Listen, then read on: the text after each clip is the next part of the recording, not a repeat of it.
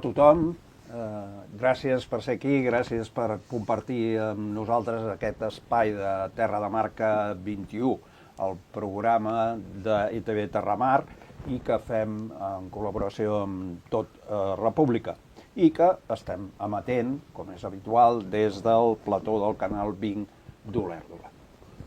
Vilafranca del Penedès, any 1700.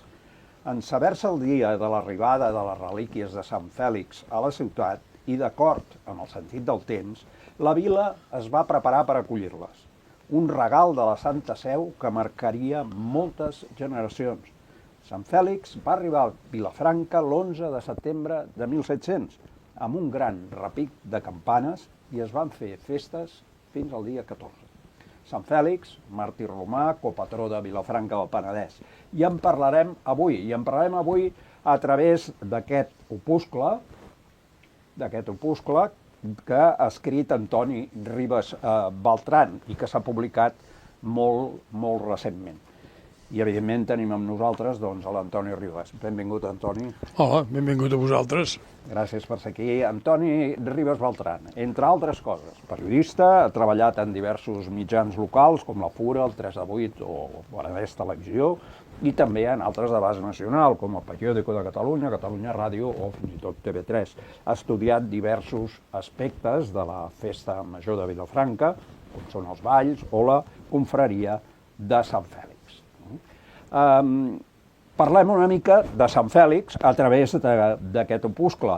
I el primer que ens dius escrius en aquest opuscle és d'on provenen les restes de Sant Fèlix. Sant Fèlix està enterrat en un lloc que es deia Calepodi. En un cementiri, encara existeix, un cementiri romà, que es diu Calepodi, o Sant Calepodi. Les catacumbes tenen noms de sants, o del lloc on estan. Les relíquies de Sant Fèlix les van extreure o desenterrar d'aquesta catacumba. Que l'any en què les desenterren, que és el 1699, aquest cementiri estava físicament al cim del Genícolo, on actualment hi ha la Basílica de Sant Pancràs. Una de les 4 portes que hi ha a la Basílica, la més petita a l'esquerra, mirant la façana, a dalt encara diu cementiri de Calepodi. D'allà les van extreure. Actualment, en els mapes de catacombes de Roma, no els turístics, sinó els que has d'anar amb els entesos, Calepodi està situat en un altre lloc. Hi ha un altre cementiri, unes altres catacombes, que són les de Sant Calepodi. Els entesos parlen d'una certa confusió de lloc, però Sant Calepodi va ser extret, desenterrat, el 1699, del cim del Genícolo a Sant Pancràs. I per això posem Sant Fèlix in Calepodio, que ens ho va suggerir el que va ser secretari de la Comissió Pontifícia Arqueològica de Roma, un canonge de Tarragona, que ens va ajudar a tots aquests treballs fa anys, i aquest va suggerir que, donat que hi ha molts Sant Fèlix al martirologi romà, que diguéssim Sant Fèlix in Calepodio, per saber-lo diferenciar-lo i especificar sobre un sant determinat. I com és que arriben unes relíquies aquí a Vilafranca? Estem parlant de principis del segle XVIII. Sí, XVIII. Principi de tot, vaja. Sí. Mira, perquè a la cristiandat, per dir-ho així, hi havia ganes de tenir relíquies. Les parròquies importants i les esglésies volien tenir relíquies. Aquí n'hi havia alguna ja, per això. Aquí ja hi havia relíquies. Aquí havien arribat fa poc les relíquies de Sant Felip Neri i de Sant Jocund, i tenien una relíquia de Sant Ramon. Però Vilafranca és una ciutat presumida. És una ciutat presumida. Uns quants anys abans que arribin les relíquies, a Vilafranca, amb una de les invasions i guerres que va haver-hi amb els francesos, van posar un setge a Barcelona els francesos, i el govern de la Generalitat, el govern de Catalunya, es va traslladar a Vilafranca. I va estar aquí uns mesos traslladat a Vilafranca. Clar, això va acabar d'influir per tenir més pompa i més cerimònia a la gent d'aquí. Aquí hi havia una comunitat de capellans important, una quarantena, que a més tenia una dimensió social forta, perquè feia de caixa d'estalvis, és a dir, els pagesos i els hisendats, quan necessitaven tenir crèdit, el crèdit els hi donava la comunitat de Parelles de Vilafranca. És a dir, era un lloc important. I llavors volien tenir una relíquia important. I tenir una relíquia important era tenir tot un cos, tot l'esquelet, o una gran part. I Vilafranca volia això, i ho va aconseguir. Aprofitant una avinentesa, que el que era el titular, el rector titular, l'arxiprés titular, que allò es deia Ardiaca, del Penedès, amb seu a Vilafranca, en aquell moment era el degà, o sigui, el més veterà dels jutges del Tribunal de la Rota a Roma. És a dir, hi havia una certa influència. Hi havia una certa influència, i aquest va aconseguir que li donguessin aquestes relíquies. Que en aquell moment Roma es feia pregar una mica, perquè després de Trento, tot i que estimulen molt la veneració dels màrtirs, vigilen en què no hi hagi un comerç, i dic comerç entre cometes, de relíquies, ni la gent presumeixi massa de relíquies, perquè havia sigut una de les causes que havia portat a la reforma protestant. Les relíquies... aconsegueix i aquí arriba. Llavors aquí estan contentíssims, toquen les campanes, 3 dies de festa. Festes. Festa d'Ojo. Ara ens anirem passant unes imatges perquè al voltant de Sant Fèlix doncs, hi ha, per exemple, el que en diuen els oratoris, que la veritat no sabia que en castellà es deien villancicos. Jo, per mi, el villancico sempre era la cançó de Nadal, perquè té el mateix origen, sí. Doncs aquests oratoris i també molt important els goigs, no? Els gojos de Sant Fèlix. Això se'n van fer molts a partir d'aquella època, no? Home, arriba Sant Fèlix aquí el 1700, hi ha un pacte amb els capellans i l'Ajuntament, perquè les relíquies, deixa'm-ho aclarir, el Monsenyor Josep Molines les dona al conjunt de la societat vilafranquina. O sigui, em fa responsable de les relíquies els capellans i els jurats, l'Ajuntament. I diu que no es pugui fer res entorn de les relíquies sense que hi hagi el consens d'aquestes parts. De les dues parts. Aquestes dues parts, que en el fons eren 4, o sigui, 3 capellans i un ajuntament, que això se simbolitza perquè la capsa, la urna on estan guardades, que hi ha una urna de vidre, els ossos, a la capsa de fusta a fora, té 4 panys. I per obrir-les necessiten les 4 claus. I cada grup d'aquests tenia una clau. No ho podia obrir si no anaven els 4. Tot i això hi ha una cosa molt divertida o interessant, i és que la urna té una petita portella amb una sola clau, que aquesta la té el rector, diu, per si l'haig d'ensenyar amb alguna ocasió. Això ho va escriure el mateix rector, que diu que van arribar les relíquies, no? I doncs això genera devoció i festes. Entre els elements de devoció festius o molt solemnes hi havia fer oratoris, i durant tot el 18 es fan oratoris. L'oratori Händel, perquè tinguem una idea, per entendre què vol dir un oratori, no? Aquell és molt solemne. L'oratori és una peça musical cantada, en la que hi ha diferents parts cantades. Hi ha alguna ària, hi ha cors, hi ha diàlegs musicals. L'oratori empalma molt amb el que seria l'òpera. És a dir, l'equivalent laic és l'òpera. L'oratori és amb argument religiós i finalitat religiosa. I es cantaven a les esglésies. Llavors, quan es volia fer una festa solemne, es pagava un compositor que fes un oratori, i allò ressonava, diguem. I llavors aquí hi ha molts oratoris durant tot el 18. I els gojos, diguem-ne, de fet, els goigs aquí a Catalunya són un bon reflex de la literatura popular, diguem-ne. Els gojos n'hi ha molts i abundants, no? El goig és una poesia més popular, més planera, més entenedora, que no busca un argument teatral o parateatral, i que canta, desglosen el que és la vida del sant i els miracles, no? I llavors aquí es fan gojos. És curiós que documentalment fins ara el primer és un oratori, el 1722, i després venen uns gojos al cap de 10 anys, el 1733, o sigui, els primers gojos, en català i en castellà.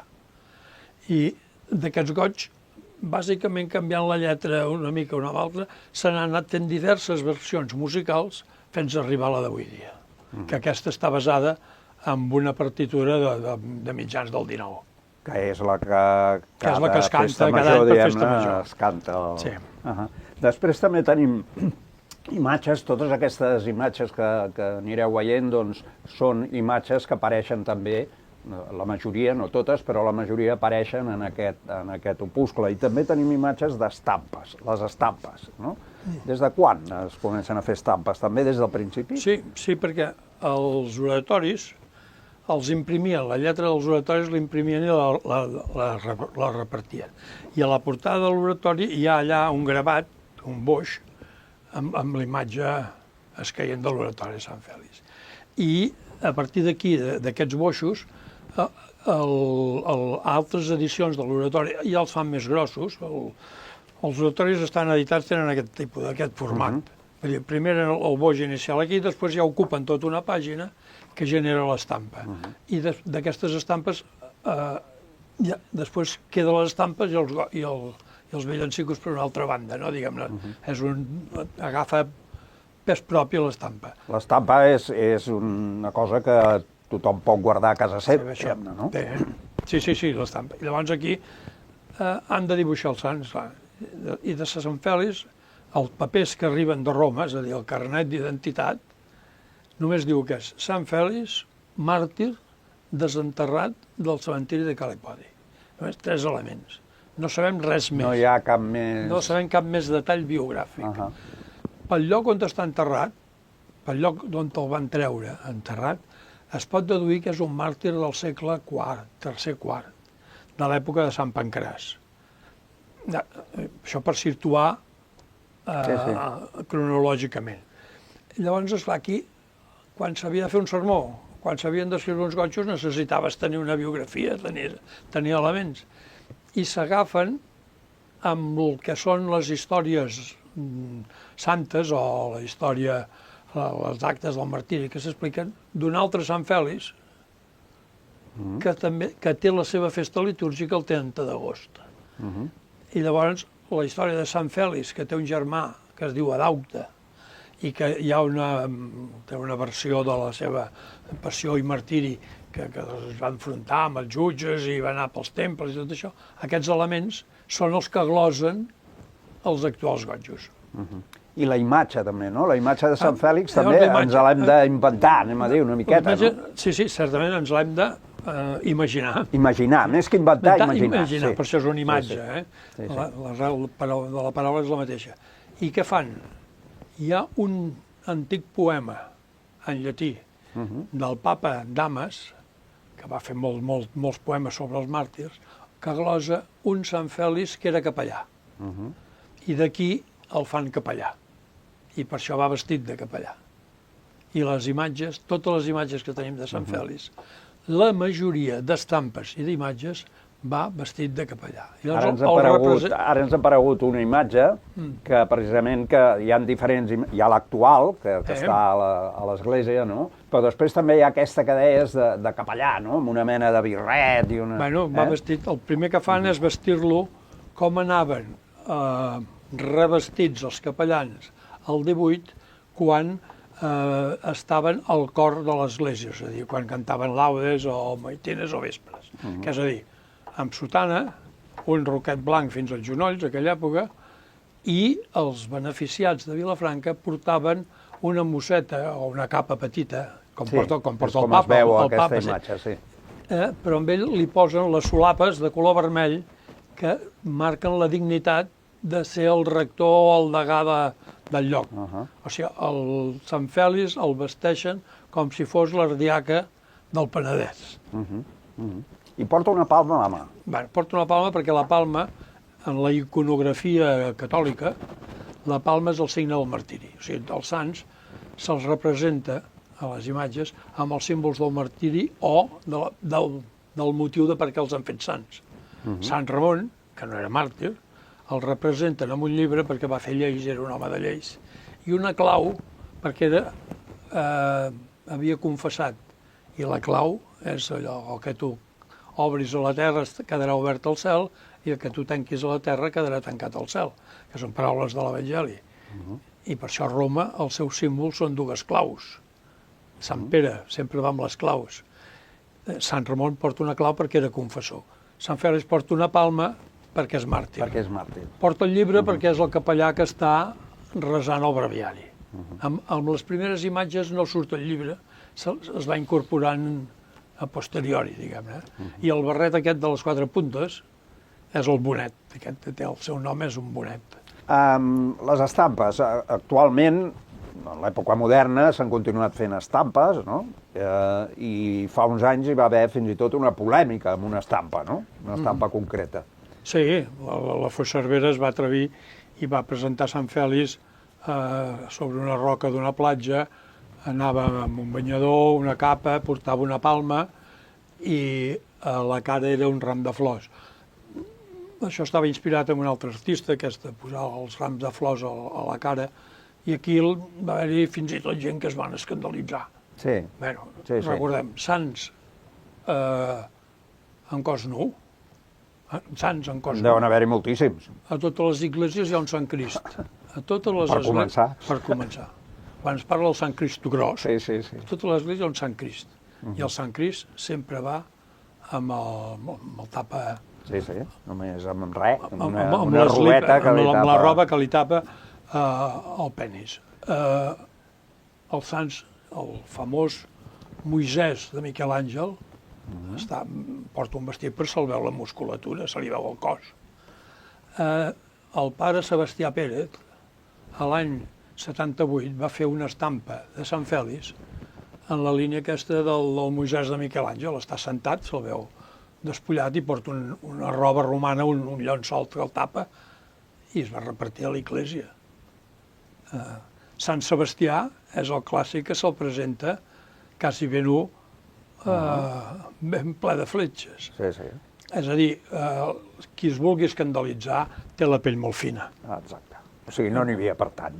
Jo crec que no n'hi havia per tant. Ara, una altra cosa és, parlem d'estampes. Les estampes, la invocació, el dibuix que suggereix el sant, han de portar com a mínim, és un dels elements, a elevar l'esperit, a portar-te en un clima de presència sagrada, és un tema sagrat. Més religiós, I potser aquest tipus d'estampes, aquell any i aquell moment, no tenien aquest clima. Trencava una mica amb Trencava, però jo crec que no. A més, Sant Fèlix se l'ha presentat altres vegades, això. Jo crec que, van voler... Sempre passa, no? Sempre aquestes coses sempre hi ha gent que s'escandalitza. Ara veurem també unes imatges que són les imatges de l'altar i de les relíquies, perquè les relíquies, diguem-ne, han canviat d'urna, van canviar, no?, fa uns anys. Sí, l'any 2000 o el 2002, arran de la pandèmia... 2020, el 22 hauria de ser, 2022 potser, oi? El 2022 es van voler posar les relíquies a dalt l'altar major perquè la gent no calgués baixar la cripta, era aquell any de la festa major en comptagotes, que tenies que anar a les visites en comptagotes. I llavors van observar que la urna antiga estava molt tocada pel temps i que s'hauria de fer un continent una mica més durador. I llavors van començar a veure i estudiar i s'ha fet una nova urna estanca, van contactar amb gent experta en la conservació d'obres d'art per poder mantenir, perquè a la cripta de Santa Maria hi ha humitat, vull dir que estigui protegida de l'humitat ambiental, i llavors es va fer una nova urna. Aquesta altra, doncs, ara es guardarà i és una relíquia de museu, diguem. Encara hi ha 4 panys, o no? No, ara ja no. Això ja ha passat a la història. Però la urna està segellada, és a dir, va haver-hi un notari eclesiàstic, que un rector de Vilanova exercia això, que va segellar la urna, vull dir que si es vol treure per tocar els ossos, s'han de trencar aquests segells. els segells. No? I parlem una mica, també per anar acabant, parlem una mica de la importància de Sant Fèlix en el que és la festa major, la que és la festa major de Vilafranca. Hi ha un apartat d'aquest opuscle que titules de casa en casa. Sí. És a dir, que en Sant Fèlix doncs, va de casa en casa, és així, oi? Sí. Hi ha un costum que es troba ja molt al començament de la festa. Encara han de sortir més documents, es trobaran. És a dir, la imatge, a l'acabar els 3 dies de festa, era portada a casa de l'administrador, d'un dels administradors. Els papers més antics diuen a casa de l'administrador pagès, perquè els primers grups d'administradors eren de caràcter estamental, és a dir, hi havia un senyor, un mig senyor, un comerciant i un pagès, que era la configuració de la societat de Vilafranca. I es va portar el costum d'anar-lo a portar a casa l'administrador pagès. I a l'iniciar la festa l'any següent es porta l'imatge de la casa aquesta a l'església. S'està 3 dies a l'església i es torna a la casa. Després torna una altra vegada a la casa. Ara els administradors, amb una tradició llarga, el tenen una temporada, se'l reparteixen per les cases els 3 o 4 administradors. I per això Durant tot l'any, per això. Durant tot l'any va de casa en casa, sí. Llavors, coses importants. La novena i la processó, clar. Les coses importants, sí, es fa la novena 9 dies abans de la festa, és un costum dintre l'Església Catòlica que ve de tradició romana, de 9 dies de festa. Hi ha novenes que es poden fer abans o es poden fer després. Són 9 dies de pregàries al voltant del sant. Aquí he agafat molta nomenada perquè des de sempre ha tingut una configuració d'una certa festa social i popular. Ja abans es venien músics de fora, hi havia una introducció amb tocs molt operístics, etc. Es feia la novena i es cantaven els goigs. I això segueix aquesta estructura igual. L'altre moment fort de la festa és la celebració religiosa eucarística, l'ofici que es diu, que ara sempre ha tingut una centralitat molt forta. I després hi ha la processó solemne del dia 30 i la del 29 i la del 31 d'arribada i de sortida de l'església, que han generat l'entrada a Sant Fèlix. L'entrada a Sant Fèlix és impressionant, no? Entre castellers, focs artificials, etc. No? Sí, la música i tot. Música. Sí, només la pot anar desvirtuant la capacitat de seguretat que s'ha de tenir per evitar que allò sigui que hi hagi una desgràcia. No? Perquè cada vegada hi ha més gent. Cada vegada hi ha més gent, els focs cada vegada hi ha més prevencions, s'han de desplaçar, però sí, són uns minuts d'una forta intensitat popular, amb tot el folklore, amb totes les danses, la música, la processó, que representa, i que cadascú pot viure allà la seva peculiar entrada. No? Seria una mica això, no? Aquí hi ha una mica una barreja, hem passat d'un fet estrictament religiós, segurament a l'any 1700, que era un fet estrictament religiós, a un fet que ara inclou més aviat el que diríem la festa popular. Evidentment hi ha un aspecte religiós i segurament hi ha molta gent que viu aquest aspecte religiós, però després també hi ha un aspecte de festa, no? Sí, Sant Fèlix ha generat unes festes i la festa vol dir festa, vol dir de tot. I tenim la gran avantatge que és la festa de tot el poble i de part de la comarca que ve a la festa. I això és important, festa. I per altra banda, vist des d'un punt de vista religiós, que hi hagi festa és important, perquè la religió no és tristesa, sinó que és festa. Festa. Dues, amb el pas dels canvis de la societat té altres valors que emergeixen o que queden més soterrats. Al 1700 era natural, religió i festa era tot un continu. Ara sabem filar més prim perquè hi ha més sensibilitats i, diguem-ne, la part estrictament religiosa queda més reservada a l'esfera personal de cada persona, però això no inclou que les diferents persones amb diferents sensibilitats puguin sumar-se el que és el fet unitari, que és la festa. Això és molt important. Cadascú pot viure aquesta festivitat com vulgui, de la seva manera. No? I una mica per acabar, enguany, 325 anys, no?, d'aquesta arribada. s'ha volgut celebrar perquè, clar, és una data rodona i ara Sí, sí. modernament aquests aniversaris fan impacte, no? 325 anys no és una cosa qualsevol, perquè costen de passar 325 anys. Mira, ens han passat... Deu haver-hi tot un seguit d'actes i commemoracions, no? Sí, s'ha anat veient una comissió reduïda i es faran coses. Es va posar una còpia del document de l'autèntica a la cripta el 26 d'octubre, que va ser l'inici d'això. Es va fer un concert molt important, que es va recuperar una vella missa que era escrita a Vilafranca, que es va cantar a Sant Francesc. S'ha fet aquest llibret. Es farà una jornada per dialogar i parlar i donar-hi toms sobre el sentit que ha de tenir el Sant Fèlix avui dia, això que parlàvem ara. Això és important. Com ha de ser aquest patronatge, com l'hem d'entendre, o potser l'hem de deixar tancat en un armari i obrir-lo només 3 cops o 3 dies a l'any. Vull dir, que la gent opini. Que en parlin. Que se'n parli. I això ja és bo. Es farà, s'està preparant un acte per l'11 de setembre, que és el dia que van arribar... També és curiós que sigui aquesta data que després va resultar marcada. La Festa Nacional de Catalunya, no? Aquest dia es portaran a Vilafranca diferents peces del seguici folclòric de Catalunya catalogades com a béns d'interès nacional. Sí. S'està treballant en què pugui haver-hi una gran processó o cercavila amb aquestes peces de fora, que serà com un homenatge, diguem-ne, de la cultura popular a un lloc fort de la cultura popular. Serà molt interessant, això. I es tancarà el 26 d'octubre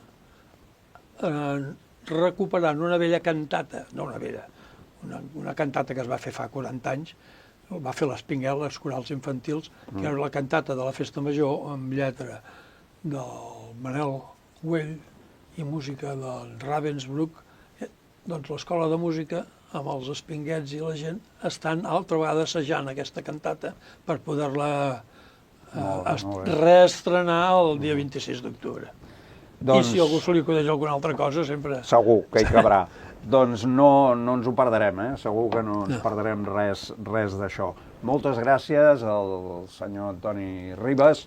Aquest llibre, recordeu, si no el teniu, és molt interessant de llegir i es llegeix de manera molt ràpida i molt amena. I moltes gràcies. A vosaltres. I nosaltres tornem la setmana que ve. Tornem la setmana que ve i us esperem aquí a Terra de Marca 21. Que tingueu una molt bona setmana.